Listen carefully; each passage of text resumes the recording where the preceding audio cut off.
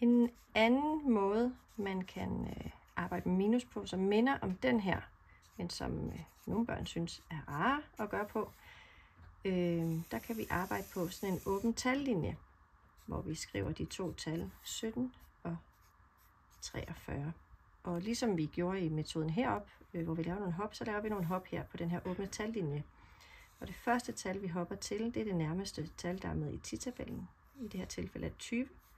Og her ovenover skriver vi, hvor stort et hop vi har lavet. Vi har hoppet 3.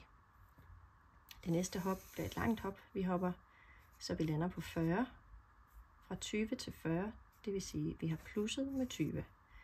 Og så det sidste hop her, der hopper vi 3, så vi lander på 43. Og så er det de her 3 tal, vi har her ovenover, vi skal plusse. Altså 20 plus 3 plus 3 er lig med 26.